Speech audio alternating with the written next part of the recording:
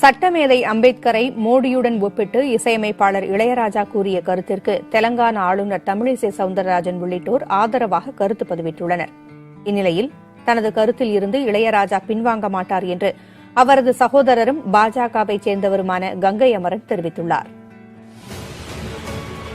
பிரதமர் மோடியையும் அம்பேத்கரையும் ஒப்பிட்டு வெளியான நூலுக்கு இசையமைப்பாளர் இளையராஜா முன்னுரை எழுதியிருந்தார். அதில் அம்பேத்கரும் மோடியும் எளிய குடும்பத்தில் இருந்து வந்து கடைக்கோடி மனிதர்களுக்கு சேவையாற்றியிருப்பதாகவும், பிரதமர் மோடியின் முத்தலாக் தடுப்புச் சட்டம் போன்றவை பெண்கள் உரிமைக்கு வழிவகுத்திருப்பதாகவும் இளையராஜா குறிப்பிட்டிருந்தார். இந்த கருத்து சமூக வலைதளங்களில் பெரும் பேசுபொருளாக மாறி விமர்சனங்கள் எழுந்துள்ளன. இதுகுறித்து டுவிட்டரில் பதிவிட்ட மத்திய இணையமைச்சர் எல் முருகன், அறிவாலயத்தின் விருப்பப்படி கருத்து தெரிவிக்காததுதான் இளையராஜா செய்த குற்றமா என்று வினவியிருந்தார். எல் முருகனை தொடர்ந்து இளையராஜாவுக்கு ஆதரவாக தெலங்கானா ஆளுநர் தமிழிசை சவுந்தரராஜனும் கருத்து தெரிவித்துள்ளார்.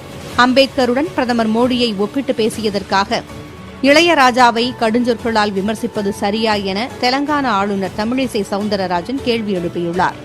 அடிமனதில் இருந்து எழுந்த உணர்வுகளின்படி அம்பேத்கரையும் மோடியையும் இளையராஜா ஒப்பிட்டு கூறியுள்ளார் என்று தெலங்கானா ஆளுநர் தமிழிசை சவுந்தரராஜன் தெரிவித்துள்ளார்.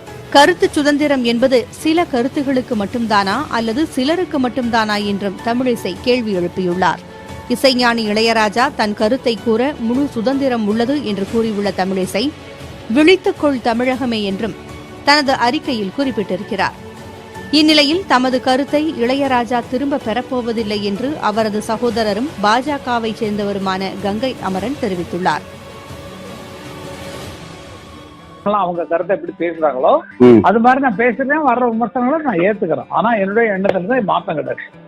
என்னுடைய எண்ணத்தில் அவங்க எல்லாம் எப்படி இருக்கிறாங்களோ அதுதான் என்னுடைய பேச்சுல வந்திருக்க தவிர, நான் வேணும்னா நான் மோடிட்ட போயிட்டு பேசி பதவி வாங்குறது இல்ல, எனக்கு பதவியும் தேவையில்லை, நான் அந்த கட்சி ஆளும் இல்ல, மோடிங்கிற தனி மனுஷன் எனக்கு பிடிக்கும், அவ்வளவுதான் சொன்னாங்க தவிர வேற ஒண்ணுமே சொல்லல. அதனால எழுதுனா இதுக்கு ஒவ்வொருத்தருக்கான பதில் சொல்ல வேண்டிய அவசியம் இல்லை. எதுக்கு பதில் சொல்லணும்? பல பாட்டு போடுறான், சில பாட்டு நல்லா இருக்குன்றாங்க, சிலது நல்லா இல்லைன்றாங்க, எல்லாத்தையும் ஏத்துக்கிறேன் இல்லையா? அதே மாதிரிதான் இதுவும்.